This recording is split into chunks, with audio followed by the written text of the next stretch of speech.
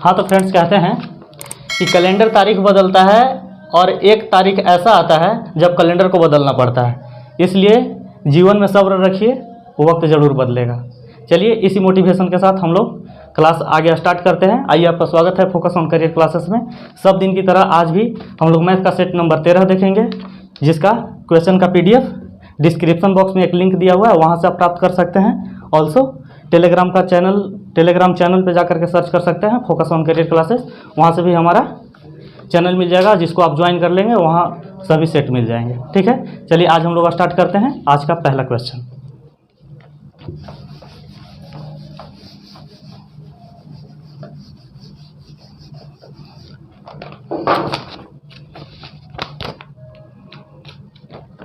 आज का पहला क्वेश्चन है कि एक समलंब के क्षेत्रफल 475 मीटर स्क्वायर हैं एवं दोनों समलंब भुजाओं का अंतर 4 मीटर है तथा दोनों समांतर भुजाओं के बीच का लंबवत दूरी 19 मीटर है, तो समांतर भुजाएं ज्ञात कीजिए। ठीक है, एक समलंब दिया हुआ है,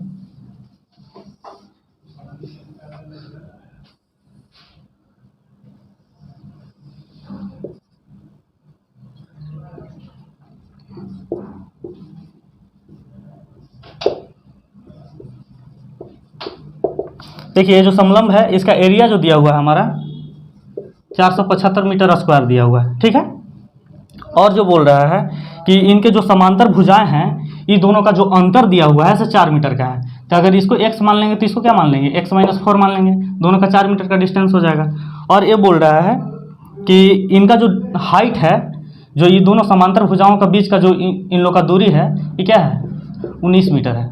ठीक है, तो अब इसमें पूछ रहा है कि दोनों समांतर भुजाएं होंगे क्या, x और x - 4 का वैल्यू ज्ञात करना है। ठीक है, चलिए हम लोग देखते हैं। तो हम लोग जानते हैं कि समलंब का एरिया जब होता है सो 1/2 इंटू समांतर भुजाओं का योग, यानी कि क्या हो जाएगा, x + x - 4 इंटू ऊंचाई होता है।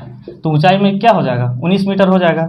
और इसी एरिया जो दिया हुआ है हमारा क्या दिया हुआ है, 475 दिया हुआ है। अगर ये दोनों को अगर आपस में करेंगे तो यहाँ क्या हो जाएगा, 2x - 4 हो जाएगा, यहाँ 19 हो जाएगा। ठीक है, अगर यहाँ से अगर बात करें तो अगर इस 19 से अगर इसको कैंसिल करते हैं तो हमारा 25 बार में कट जाएगा, और ये 2 यहाँ डिवाइड में है, यहाँ जाएगा गुना में हो जाएगा। तो यहाँ क्या हो जाएगा 50, और यहाँ पर क्या बच जाएगा 2x - 4। ठीक है, अगर इस 4 को अगर इधर से अगर इधर हम लाते हैं तो 50 × 4 = 54 हो जाएगा, जो कि 2x का वैल्यू 54 है। तो हमारा x बराबर हम लिख सकते हैं कितना, 27 मीटर। ठीक है, अब यही x का क्या वैल्यू हो जाएगा 27, और x - 4 का वैल्यू क्या हो जाएगा, 27 में से 4 घटाएंगे तो 23 मीटर। यही हमारा दो गो समांतर भुजा होगा, एक 27 मीटर होगा, एक 23 मीटर होगा, जिसका ऑप्शन नंबर हमारा B हो जाएगा। यही हमारा आंसर है। चलिए क्वेश्चन नंबर 2 देखते हैं हम लोग।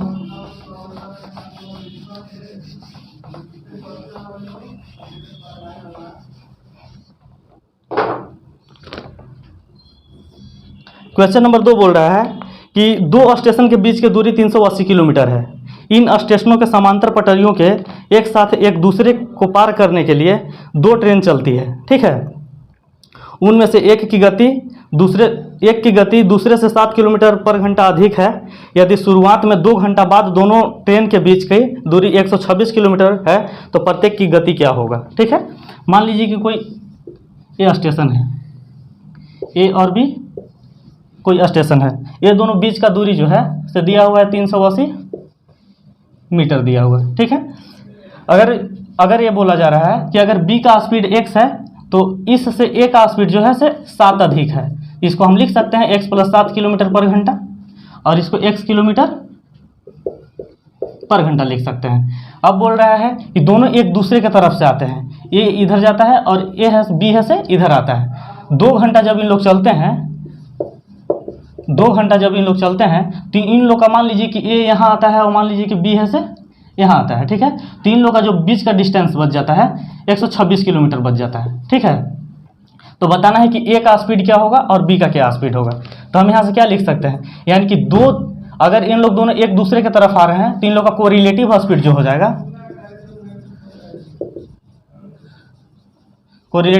जाएगा, x + 7 और ये भी आपस में जुड़ जाएगा, यानी x, यानी कि 2x + 7 हो जाएगा, ठीक है। और 2 घंटा में इन लोग दूरी कितना तय किया, टोटल दूरी 380 था, टोटल दूरी था 380 था, और 2 घंटा चलने के बाद भी 126 किलोमीटर बच जा रहा है। तो उन लोग के द्वारा तय की गई दूरी क्या हो जाएगी, तो 380 माइनस 126 अगर हम लिख देते हैं तो हमारा क्या आ जाएगा, 380 माइनस अगर 126 लिखते हैं तो हमारे आ जाएगा 254 किलोमीटर। यानी कि इन लोग जो है सिर्फ 2 घंटा में 254 किलोमीटर चलता है, ठीक है। तो हम लिख सकते हैं क्या, distance by speed is equal to क्या होता है, टाइम। तो हम यहाँ लिख सकते हैं डिस्टेंस टोटल कितना इन लोग तय किया, 254, और अगर स्पीड की बात करें तो दोनों का कोरिलेटिव स्पीड 2x + 7 हो जाएगा। और कितना टाइम लगा, तो 2 घंटा। यहीं से हम लोग x का वैल्यू फाइंड करेंगे, ठीक है। चलिए हम लोग यहाँ देखते हैं, यहाँ लिख सकते हैं क्या, 254, और ये 2x + 7 को उधर ले जाएंगे तो क्या हो जाएगा, गुना में हो जाएगा। यानी कि 2 से अगर इसको मल्टीप्लाई करेंगे तो 4x हो जाएगा, और प्लस 7 दूना 14 हो जाएगा, ठीक है। अगर यहाँ से अगर हम x का वैल्यू फाइंड करने की कोशिश करेंगे तो 254 में से अगर ये 14 घटेगा तो कितना हो जाएगा, 240 बराबर 4x, 4 से अगर ये कटेगा तो कितना हो जाएगा, 4 × 6 = 24, यानी कि 60 हो जाएगा। x का वैल्यू हमारा 60 हो गया, ठीक है। यानी कि जो b का स्पीड रहा होगा 60 किलोमीटर पर घंटा रहा होगा, तो a का स्पीड क्या रहा होगा, उससे 7 किलोमीटर अधिक, तो 60 और 7 67 किलोमीटर पर घंटा, यही दोनों का स्पीड हो जाएगा। तो इसका आंसर जो हो जाएगा 60 किलोमीटर पर घंटा और 67 किलोमीटर पर घंटा, जो कि ऑप्शन नंबर हमारा क्या हो जाएगा, बी। चलिए इसी प्रकार से क्वेश्चन नंबर 3 देखेंगे हम लोग।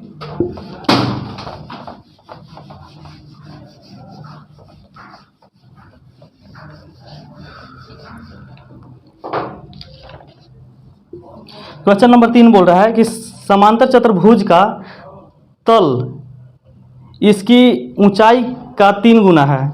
यदि इसका क्षेत्रफल 1083 सेंटीमीटर स्क्वायर है तो आधार और ऊंचाई ज्ञात कीजिए, ठीक है। मान लीजिए कि कोई समांतर चतुर्भुज है,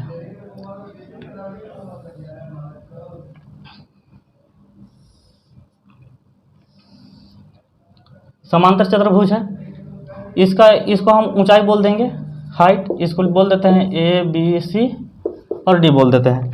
अगर इसका हाइट जो है, हाइट से जो इसका बेस का जो ये वाला जो लंबाई जो बोल रहा है हाइट से 3 गुना है, तो अगर हाइट अगर x मान लेते हैं, ऊंचाई अगर x मान लेते हैं, तो इसका आधार का जो लंबाई हो जाएगा तो क्या हो जाएगा, 3x हो जाएगा। और इसी का हमारा जो एरिया दिया हुआ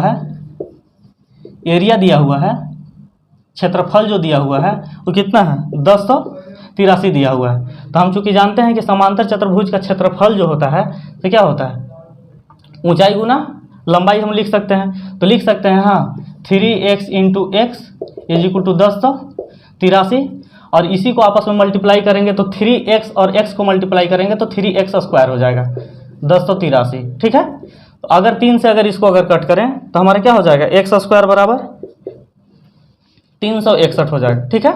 तो x का वैल्यू अगर ज्ञात करें तो √361, जो कि 361 का अगर रूट करते हैं तो हमारा 19 सेंटीमीटर आ जाएगा।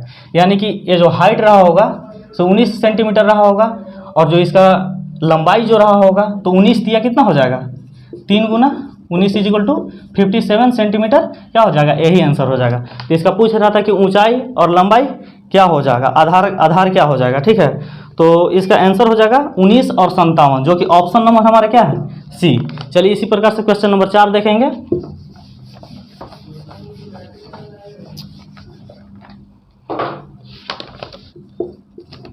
क्वेश्चन नंबर 4 बोल रहा है कि एक निश्चित राशि पर 10% प्रति वर्ष चक्रवृद्धि ब्याज की दर से 2 वर्ष में चक्रवृद्धि ब्याज और साधारण ब्याज का अंतर जो है 523 है, तो निवेश की गई राशि क्या हो जाएगा, ठीक है। तो आपको पहली बात की जान लेना चाहिए, हम बता दें आपको, अगर 2 वर्ष का बात होता है चक्रवृद्धि ब्याज में, तो हम यहाँ पे हम एक चार्ट आपको दे रहे हैं, ठीक है। ये फर्स्ट ईयर, ये सेकेंड ईयर, और यहाँ हम रेट लिखते हैं कुछ, ठीक है। अगर रेट अगर 2% रहा और 2 वर्ष का अगर साधारण ब्याज और चक्रवृद्धि ब्याज की अगर बात करें तो अगर एक साल का, अगर आप तो जानते हैं कि साधारण ब्याज की बात करें तो अगर 2% का रहेगा तो एक साल में कितना 2%, तो 2 साल में कितना 4%, 3 साल में कितना 6%। डायरेक्ट जितना बार बोल रहा है उतना गुना हो जाता है। साधारण ब्याज में मान लीजिए कि किसी का 5% बोल रहा है और 3 साल का साधारण ब्याज बोल रहा है, तो एक साल में 5%, तो 3 साल में कितना 15%। लेकिन अगर यह चक्रवृद्धि ब्याज की बात आता है तो क्या चेंजेस होते हैं उसको हम देखते हैं। एक साल में वही 2% लगता है, अब इसी को अगर 2 साल का बात करें तो 2 दूना 4.04% हो जाता है, ठीक है। अगर 3 की बात करें तो 3% होता है, और 2 साल की अगर बात कर दें चक्रवृद्धि ब्याज का तो 3 दूना 6.09% होता है, ठीक है। इसी प्रकार से अगर 4% की बात करें तो हमारा क्या हो जाएगा 4%, और 4 दूना 8.16% हो जाता है। इसको याद कर लेना है, ठीक है। 5 का अगर बात करें तो 5%, 5 दूना 10.25%। इसी प्रकार से अगर हम करते जाएंगे तो हमारा जो रेट बोल रहा है 10% बोल रहा है, ठीक है। तो 10% का क्या हो जाएगा, एक साल का 10% हो जाएगा, और 2 साल का क्या हो जाएगा 10 दूना 20 और 21% हो जाएगा, ठीक है। यानी कि हम ये बोल सकते हैं कि अगर साधारण ब्याज के हिसाब से 2 वर्ष का अगर साधारण ब्याज बोल रहा है तो 2 वर्ष का अगर साधारण ब्याज 10% के हिसाब से कितना हो जाएगा 20% हो जाएगा। और अगर चक्रवृद्धि ब्याज की बात करें तो हमारा 21% हो जाएगा, ठीक है। अब यही दोनों का जो अंतर जो दिया हुआ है तो हमारा कितना दिया हुआ है 523 दिया हुआ है। तो अब बताइए कि इसका मूलधन ज्ञात करना है, ठीक है। तो मूलधन ज्ञात करने के लिए आप जानते हैं कि चूंकि 100% होता है मूलधन, ठीक है। तो अब बताइए कि 20% चक्रवृद्धि, 21% चक्रवृद्धि ब्याज और साधारण ब्याज 20% हो रहा है, ठीक है। तो यहाँ से हम इसको ये कर सकते हैं कि 1% का वैल्यू हमारा कितना आ गया, यहाँ 523 आ गया। तो 100% बराबर हम लिख सकते हैं 523.00, जो कि 52,300, यही हमारा आंसर हो जाएगा। अब बोलिए कि सर इतना क्यों हम करेंगे, ठीक है। तो एक और फार्मूला बता दे रहे हैं, इसमें होता है कि जो साधारण ब्याज और चक्रवृद्धि ब्याज का जो अंतर होता है, जितना भी रेट दिया हुआ है उसका स्क्वायर कर देना है और बटा 100 कर देना है, ठीक है। यही हमारा क्या हो जाएगा अंतर हो जाता है, अंतर साधारण ब्याज और चक्रवृद्धि ब्याज का, चक्रवृद्धि ब्याज और साधारण ब्याज का अंतर होता है। तो यहाँ हमारा 10 दिया हुआ है तो क्या लिख सकते हैं 10 दिए 100/100, यानी कि 1% का वैल्यू कितना आ गया 523 दिया हुआ है हमारा। तो यही हम 100% का फाइन कर लेते हैं, ठीक है। तो यहाँ से 52,300 हम यहाँ से भी लिख सकते हैं, ठीक है। तो इतना हम जो समझाएं इसका मेन मोटिव यही था कि कोई भी अगर साधारण ब्याज और चक्रवृद्धि ब्याज का अंतर का अगर बात करें तो हम ये देखते हैं कि 2 साल में साधारण ब्याज कितना होता है और चक्रवृद्धि ब्याज कितना होता है, ठीक है। और दोनों का हम अंतर फाइंड कर लेते हैं। इसलिए यहाँ पर अगर बात किया जाए तो 2 साल का चक्रवृद्धि ब्याज 21 है, 2 साल का साधारण ब्याज 20 हो जाएगा, यानी 1% का वैल्यू 523 हो जाएगा, और 100% निकाल लेंगे तो ये हो जाएगा, जो कि आंसर हो जाएगा 52,300, जो कि ऑप्शन नंबर हमारा जो होगा से ए हो जाएगा, ठीक है। 4 का ऑप्शन ए। चलिए क्वेश्चन नंबर हम लोग 5 देखेंगे इसी प्रकार से।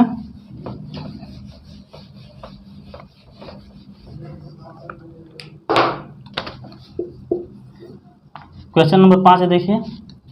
क्वेश्चन नंबर 5 बोल रहा है कि एक बॉक्स जिसमें 40 चॉकलेट हैं, इनमें से सुनील जो है 34 चॉकलेट को खा सकता है, तो शेष जितने चॉकलेट बचेंगे उसका प्रतिशत याद करना है। तो मान लीजिए कि टोटल जो चॉकलेट है, टोटल चॉकलेट जो है से कितना है 40 है। इसमें सुनील जो है से खा गया है कितना 36 पीस से खा गया है, तो बचा इसमें 34 पीस खाया, ठीक है। 34 पीस खा गया तो बचा कितना 6 बचा। तो यही जो बचा हुआ उसी का प्रतिशत ज्ञात करना है। तो टोटल था 40 में 6 खा गया, तो इसमें हम इसी का क्या कर देंगे 100 से मल्टीप्लाई कर देंगे, जो कि हमारा आंसर आ जाएगा। इसको कट करेंगे तो 1 0 3 और 2, यानी कि 30/2, यानी कि 15% जो है चॉकलेट अभी भी बचा हुआ है, जो कि 5 का ऑप्शन नंबर हमारा क्या हो जाएगा ए। चलिए क्वेश्चन नंबर 6 देखते हैं हम लोग।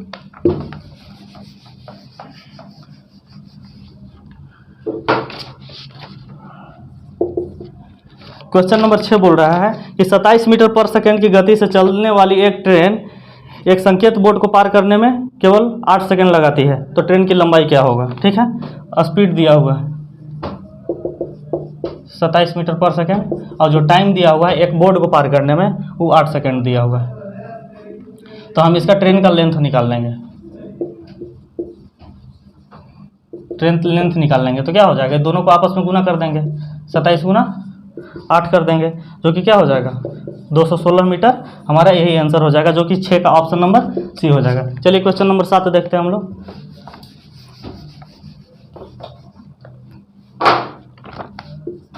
क्वेश्चन नंबर 7 बोल रहा है कि एक परीक्षार्थी किसी परीक्षा में 100 प्रश्नों को हल करता है। सही उत्तर के लिए उसे 4 अंक दिए जाते हैं और प्रत्येक गलत उत्तर के लिए 1 अंक काट लिए जाते हैं। ठीक है, यदि वो परीक्षार्थी था से टोटल अंक 260 अंक प्राप्त करता है तो बताइए कि 100 प्रश्न में उसने कितने सही बनाए। ठीक है, तो मान लीजिए कि सही जो प्रश्न बनाया होगा वो x, तो गलत प्रश्न क्या हो जाएगा, टोटल प्रश्न कितना है, टोटल क्वेश्चन जो है से 100 है। अगर मान लीजिए कि सही अगर x बनाया है तो गलत कितना बनाया होगा, गलत बनाया होगा 100 - x, ये लिख सकते हैं।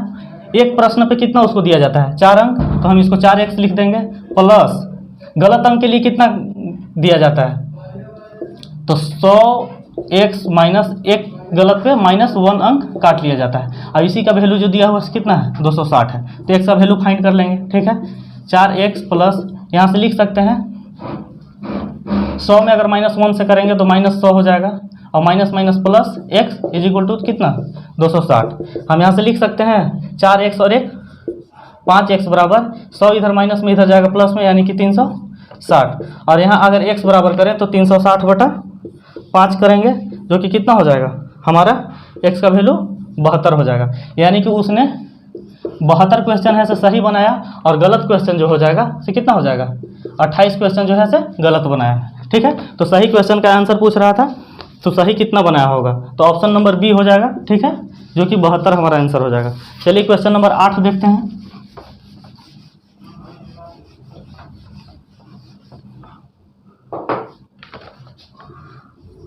क्वेश्चन नंबर 8 बोल रहा है कि एक वृत्त की परिधि और त्रिज्या का अंतर जो है 37 सेंटीमीटर है, तो वृत्त की परिधि ज्ञात कीजिए। ठीक है, तो आप बता सकते हैं क्या, वृत्त का परिधि होता है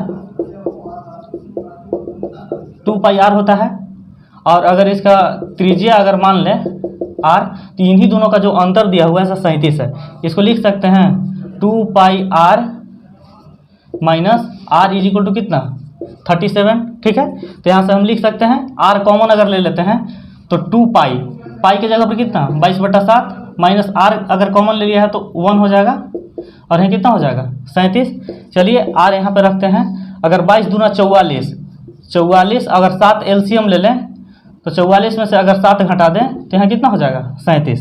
तो अब बताइए कि यहाँ क्या हो जाएगा, r इंटू 44 में से 7 घटेगा तो 37/7 इज इक्वल टू 37 से 37 हम कैंसिल आउट कर देंगे, तो r का जो वैल्यू आ जाएगा मेरा से कितना, त्रिज्या r हो गया। ठीक है, तो अब बोल रहा है कि परिधि ज्ञात कीजिए, तो परिधि होता है 2πr, तो हम लिख सकते हैं 2 इंटू 22/7 इंटू r का वैल्यू कितना है 7, 7 से 7 कट जाएगा, यानी कि 44 जो है तो 44 मेरा सेंटीमीटर क्या हो जाएगा, 44 सेंटीमीटर या मीटर, जो भी क्वेश्चन में पूछ रहा था 37 सेंटीमीटर है, इसलिए 44 सेंटीमीटर हमारा क्या हो जाएगा आंसर, जो कि ऑप्शन नंबर हमारा बी हो जाएगा। चलिए क्वेश्चन नंबर 9 देखते हैं इसी प्रकार से।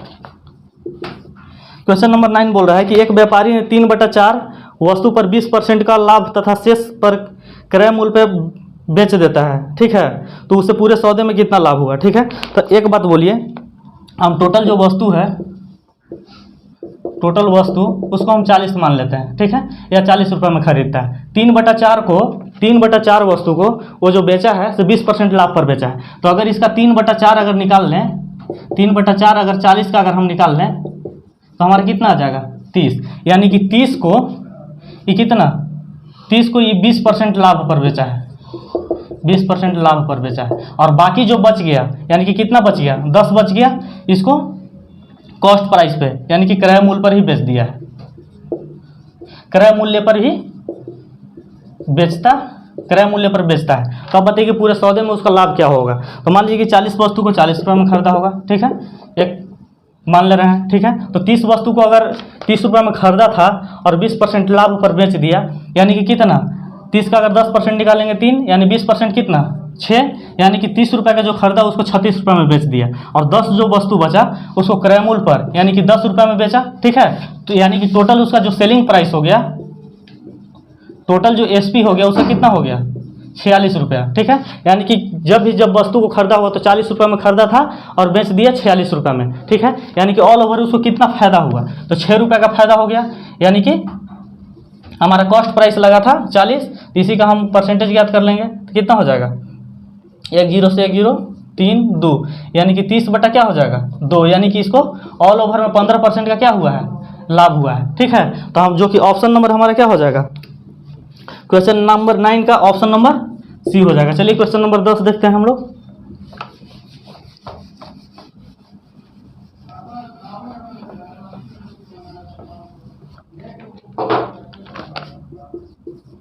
क्वेश्चन नंबर 10 बोल रहा है कि बी सी का दोगुना कार्य कुशलता है और ए बी से तिगुना कार्य कुशलता है। यदि तीनों को मिला करके 94,248 रुपये वेतन भुगतान किया जाता है तो ए द्वारा प्राप्त किए जाने वाला वेतन क्या हो जाएगा, ठीक है।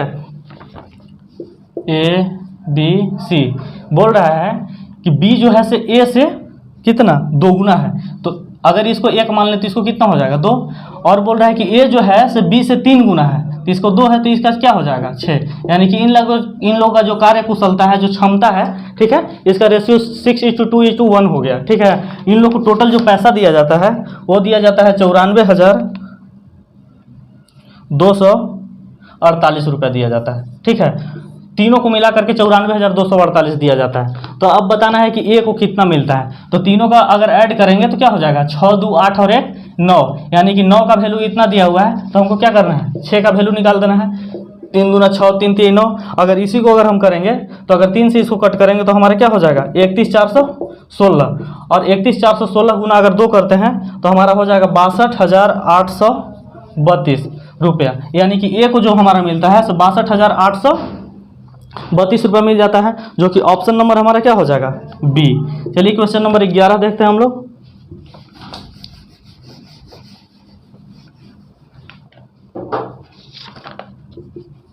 क्वेश्चन नंबर 11 बोल रहा है, एक सिंप्लीफिकेशन है, चलिए ठीक है देखते हैं। 14 ×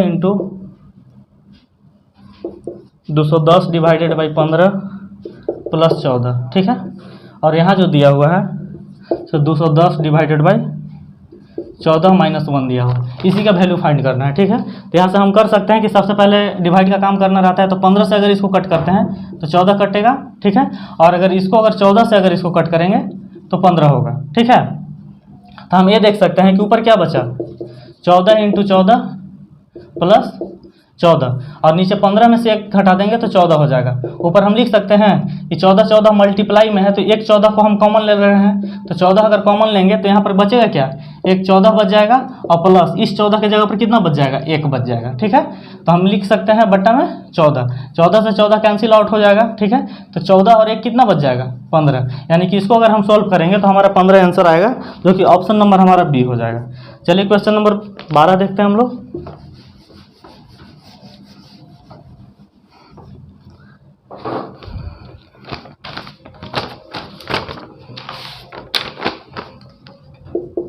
क्वेश्चन नंबर 12 बोल रहा है कि ए किसी काम को 8 दिन में पूरा कर सकता है, वही बी उसी काम को पूरा करने में 10 दिन का समय लगाता है। अगर उन्होंने एक साथ काम करना शुरू कर दिया लेकिन कार्य खत्म होने से 1 दिन पहले ए काम छोड़ करके चला गया, ठीक है, तो ए कितने दिन तक काम किया। देखिएगा ए का जो क्षमता है, ए जो है से कितना दिन में करता है 8 दिन में करता है, समझिएगा क्वेश्चन को। बी है से 10 दिन में काम करता है, ठीक है।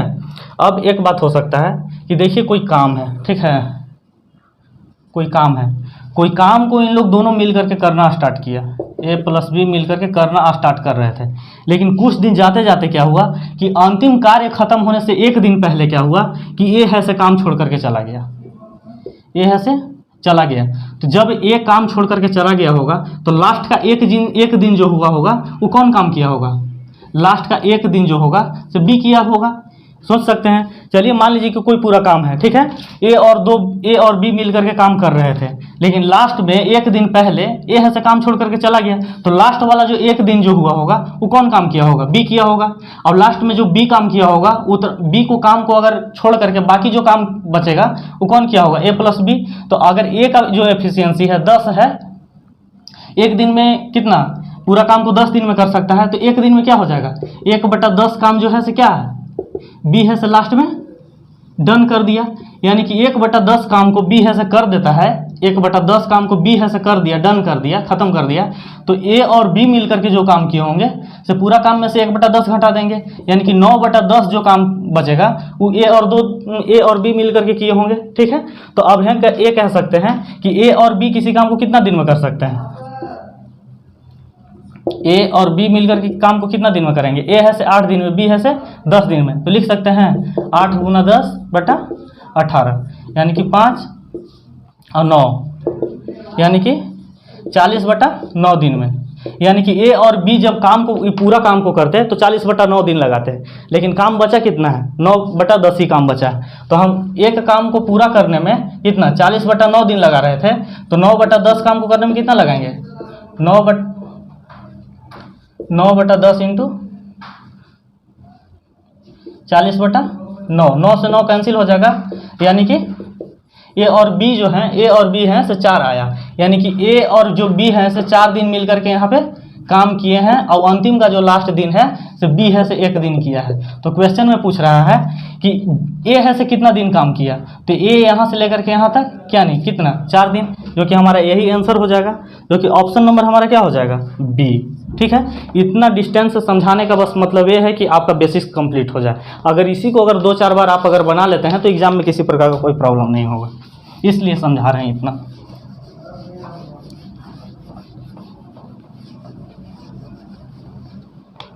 क्वेश्चन नंबर 13 देखते हैं।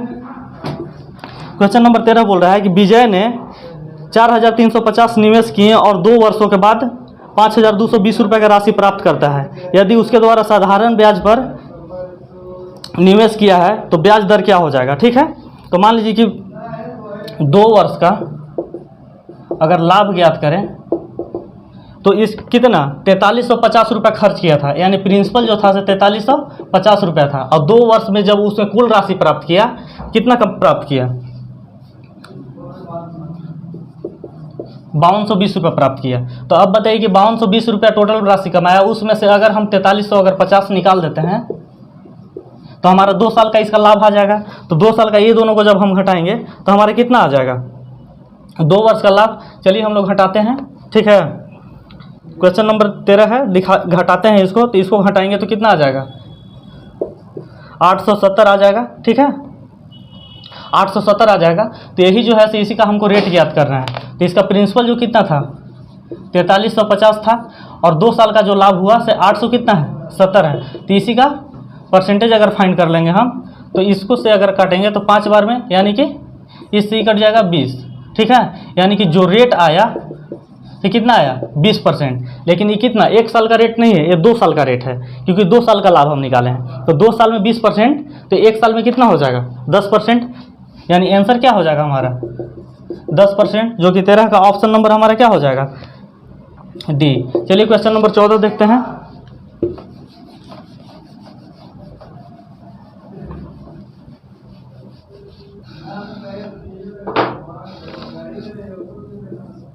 क्वेश्चन नंबर 14 बोल रहा है कि x² + 3x + 1 = 0 है, तो x³ + 1/x³ का वैल्यू क्या हो जाएगा। ठीक है, x² + 3x + 1 = 0 है, तो फाइंड करना है x³ + 1/x³ = वाट। ठीक है, तो चलिए यहाँ से अगर हम x कॉमन लेते हैं तो हमारा बच जाएगा, यहाँ 3 बच जाएगा और यहाँ 1 हो जाएगा, x बच जाएगा = 0। अगर यहाँ अगर x मल्टीप्लाई में यहाँ जाएगा डिवाइड में, अगर 0 में अगर जा करके अगर इसको डिवाइड करते तो हमारा 0 हो जाएगा। ठीक है, तो यहाँ से बचेगा क्या, x प्लस, इसको हम यहाँ पे लिखते हैं 1/x + 3 = क्या 0। तो हम यहाँ से लिख सकते हैं कि x + 1/x = क्या -3। ठीक है, तो अब हमको इसका वैल्यू ज्ञात करने के लिए कर रहा है। तो इसका जो फार्मूला होता है, इसका फार्मूला होता है x + 1/x का होल क्यूब -3 × x + 1/x होता है इसका फार्मूला। ठीक है, तो हम यहाँ पे अगर पुट करते हैं तो -3 का पावर अगर 3 करेंगे तो -27 आ जाएगा, और यहाँ पे कितना आ जाएगा 18, और माइनस क्या हो जाएगा प्लस। तो अगर यहाँ करेंगे तो 27 और 27 -27 में से अगर यहाँ करेंगे, यहाँ 3 है, 3 और अगर 3 करेंगे तो 9 हो जाएगा, यहाँ 18 सॉरी यानी कि -27 में अगर 9 दे देंगे तो हमारा क्या हो जाएगा, -18, यही आंसर हो जाएगा, जो कि ऑप्शन नंबर 14 का बी हो जाएगा। चलिए क्वेश्चन नंबर हम लोग 15 देखते हैं।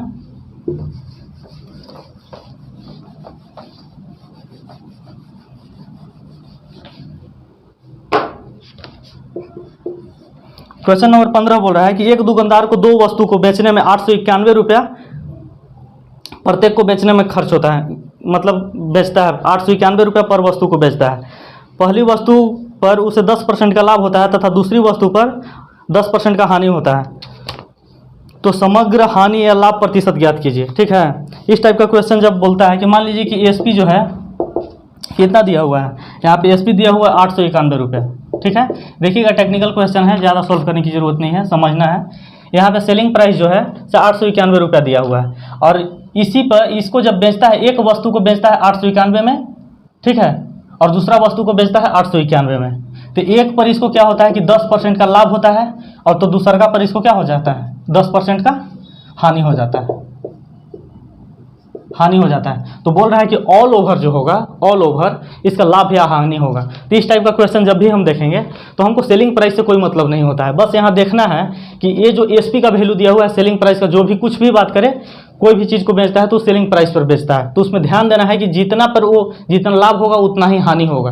तो इस टाइप का क्वेश्चन में जब भी होता है तो हमारा हानि होता है, जब भी होता है, याद रखना है कि जब भी होता है तो हानि होता है। ठीक है, जब भी होता है हानि होता है। मान लीजिए कि 10% की जगह पर अगर 20% भी रहता कि किसी वस्तु को बेचने पर 100 रुपये में बेचने पर 20% का लाभ होता है और 20% का हानि होता है, तो इसमें जब भी होता है तो उसको हानि ही होगा। तो अब हानि का अगर जो रेट निकालें तो ये लाभ प्रतिशत और ये हानि प्रतिशत है। ठीक है, तो इसका जो फार्मूला होता है से लाभ प्रतिशत इंटू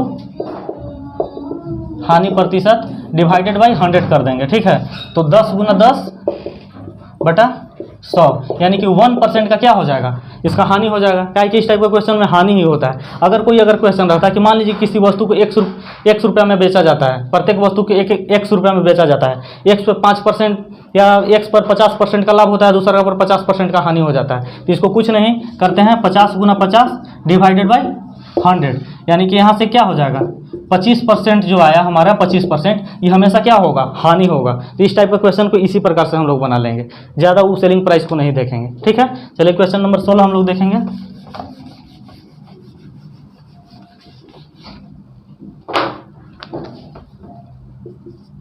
क्वेश्चन नंबर 16 बोल रहा है कि एक सामान्य अष्टभुज के प्रत्येक आंतरिक कोण का माप ज्ञात कीजिए।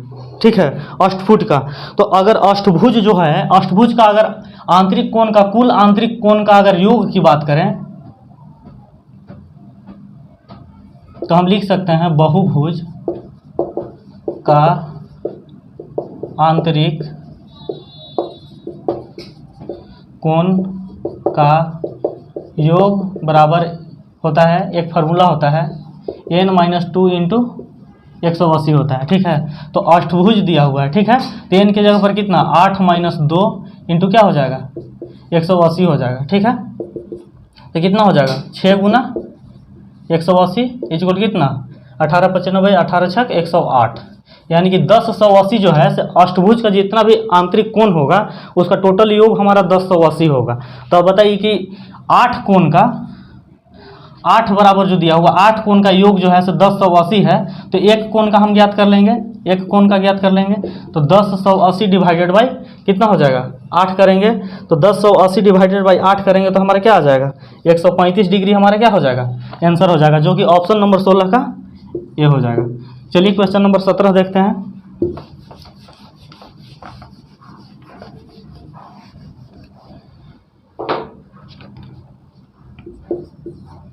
क्वेश्चन नंबर 17 बोल रहा है कि एक वृत्त की त्रिज्या 8 सेंटीमीटर है, तो इस वृत्त के अंतः वर्ग का क्षेत्रफल ज्ञात कीजिए। ठीक है, त्रिज्या जो दिया हुआ है 8 सेंटीमीटर दिया हुआ है और कोई वृत्त है। ठीक है, कोई वृत्त दिया हुआ है, तो इसका आंतरिक जो वर्ग बनेगा, इसके अंदर जो वर्ग बनेगा, ये जो वर्ग बनेगा इसी का क्षेत्रफल ज्ञात करने के लिए बोल रहा है। ठीक है, तो हम ये देख सकते हैं कि ये डॉटेड पॉइंट से अगर इस डॉटेड पॉइंट को अगर आपस में मिलाते हैं तो क्या दिखता है, यहाँ सेंटर है, तो हमको ये दिखता है कि यहाँ से यहाँ तक जो है से क्या है, डायमीटर है यानी व्यास है। यहाँ से यहाँ तक व्यास हो जाएगा तो यहाँ से क्या हो जाएगा, आर हो जाएगा, आर हो जाएगा। यानी कि ये जो डायमीटर हुआ इसी वर्ग का क्या क्या हो जाएगा, विकर्ण हो जाएगा। तो हम लिख सकते हैं कि विकर्ण बराबर वृत्त का व्यास, वृत्त का व्यास बराबर हम विकर्ण लिख सकते हैं। तो विकर्ण का जो फॉर्मूला होता है, विकर्ण का जो फॉर्मूला होता है किसी वर्ग का √2a होता है। और हमारा जो व्यास हो जाएगा, से अगर त्रिज्या 8 है तो व्यास कितना हो जाएगा, 16 हो जाएगा। ठीक है, यानी कि a का जो वैल्यू आ जाएगा, यानी कि वर्ग का जो भुजा आ जाएगा तो कितना आ जाएगा, 16/√2 आ जाएगा। क्योंकि आप जानते हैं कि वर्ग का जो क्षेत्रफल होता है तो भुजा स्क्वायर होता है, भुजा स्क्वायर होता है। तो भुजा स्क्वायर कर देंगे, यानी कि 16/√2 का स्क्वायर कर देंगे। अगर 16/√2 का अगर स्क्वायर करेंगे तो 16 16 कितना होता है, 256 होता है। और 256 में अगर 2 से अगर √2 को अगर स्क्वायर करेंगे तो 2 आ जाएगा। इसी को अगर डिवाइड करेंगे तो कितना आ जाएगा, 8 दूना 16 और यहाँ पे 12, यानी कि 128 जो हो जाएगा इसी का क्या हो जाएगा, एरिया हो जाएगा, जो कि 17 का ऑप्शन नंबर हमारा कितना हो जाएगा, डी, 128 सेंटीमीटर स्क्वायर। चलिए क्वेश्चन नंबर 18 देखते हैं हम लोग।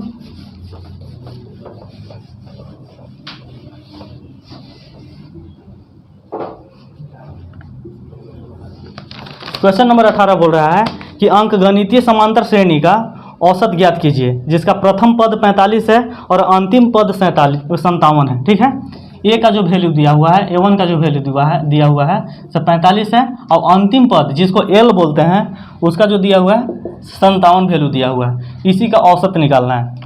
इसका जब औसत निकालेंगे तो टोटल संख्याओं का जो योग हो जाएगा वो क्या हो जाएगा, A + L / 2, यानी कि 45 प्लस अगर 57 करें और डिवाइडेड बाई 2 करें तो हमारा क्या होगा, 45 और 57 कितना होता है, 102/2 करेंगे तो कितना हो जाएगा, 51। यही हमारा क्या हो जाएगा, एवरेज, जो कि 18 का ऑप्शन नंबर हमारा डी हो जाएगा। चलिए क्वेश्चन नंबर 19 देखते हैं।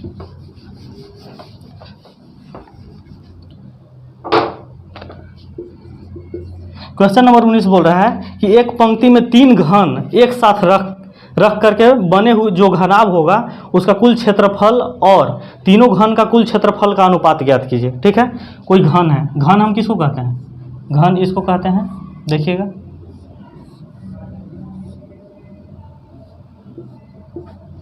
इस टाइप का घन जो है से एक साथ में रखा हुआ है। तो चलिए घन रखते हैं, एक घन यहाँ तक हो जाएगा, 2 घन और 3 घन। ठीक है,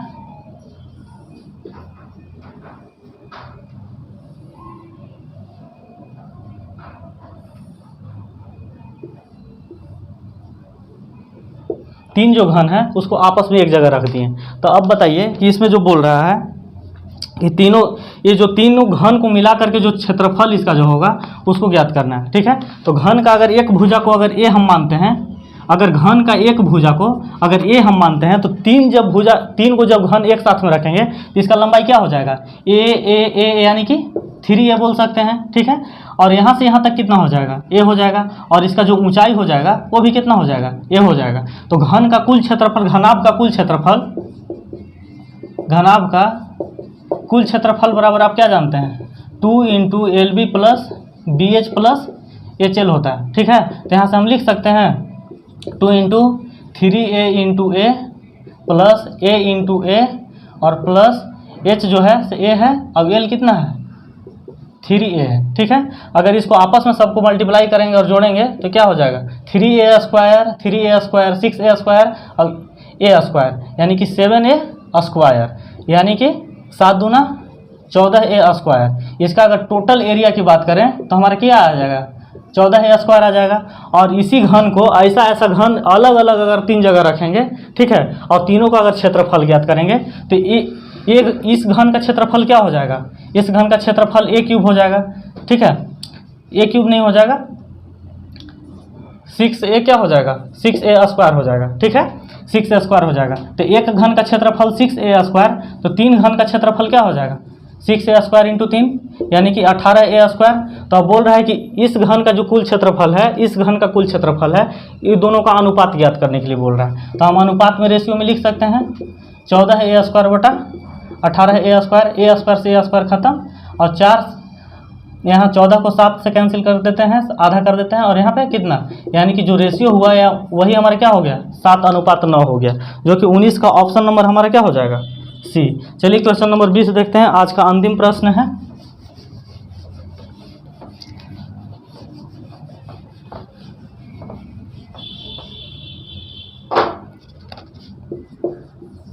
बीस नंबर क्वेश्चन बोल रहा है कि 218 इंटू 215 इंटू 9123 इंटू 1215, इसका इकाई अंक ज्ञात करने के लिए बोल रहा है। तो इकाई अंक को आपस में, इकाई अंक जब भी ज्ञात करने के लिए बात होता है तो हम इकाई अंक को आपस में गुना करेंगे।